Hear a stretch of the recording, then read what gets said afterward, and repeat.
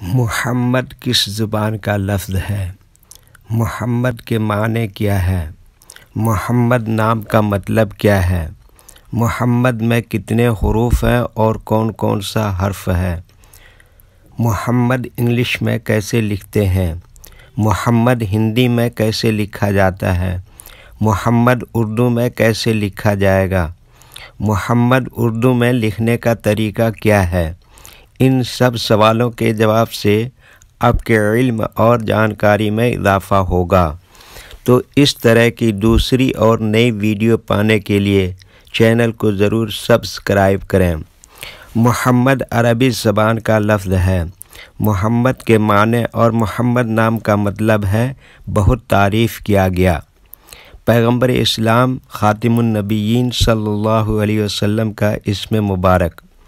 मुहम्मद में 5 हुरूफ हैं, मीम, है, फिर मीम, दाल। ये इंग्लिश में मुहम्मद लिखा हुआ है। ये हिंदी में मुहम्मद लिखा हुआ है। मुहम्मद उर्दू में लिखने का आजकल 2 तरीके हैं। एक कीबोर्ड के ज़रिए जिसमें उर्दू के तमाम हुरूफ लिखे हुए हैं, सिर्फ़ उन हुरूफ को टच करना है जिनकी हमें ज़रूरत है।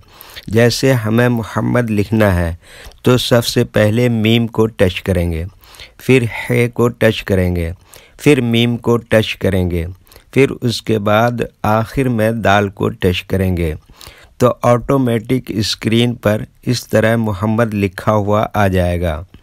मुहम्मद लिखने का दूसरा और पुराना तरीका है कलम या पेंसिल से लिखने का। इसके लिए हमें उर्दू लेटर्स और या उर्दू अक्षरों की जानकारी ज़रूरी है। हमारे वो भाई बहन जो हिंदी इंग्लिश लिखना पढ़ना जानते हैं और उर्दू लिखना पढ़ना नहीं जानते हैं तो इन 3 बातों को ख़ास तौर से याद रखें। नंबर 1 उर्दू हुरूफ का नाम, नंबर 2 उर्दू हुरूफ लिखने का तरीक़ा, नंबर 3 उर्दू हुरूफ की शक्ल सूरत, फुल लेटर और शॉर्ट लेटर। मुहम्मद लिखने के लिए हमें इन लेटर्स की ज़रूरत पड़ेगी, तो पहले इनके नाम देखें और याद रखें। ये क्या है? मीम।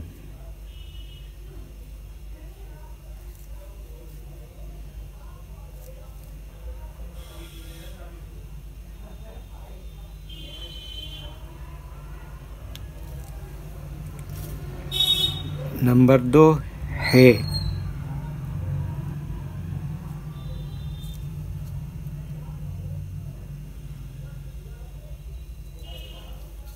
फिर नंबर 3 मीम और नंबर 4 मीम और नंबर 5 दाल।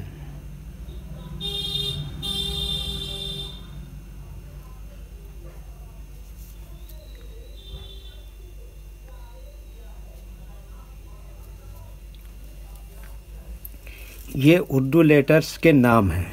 अब इनके लिखने का तरीका समझते हैं। ये जो लाइन है, उर्दू के कुछ हुरूफ इस लाइन के ऊपर लिखे जाते हैं और कुछ हुरूफ लाइन पर ही लिखे जाते हैं और कुछ हुरूफ आधे लाइन के ऊपर आधे लाइन के नीचे लिखे जाते हैं।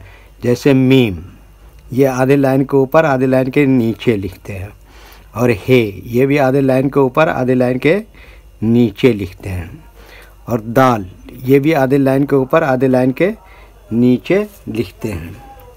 अच्छा, उर्दू हुरूफ 2 तरह से इस्तेमाल होते हैं।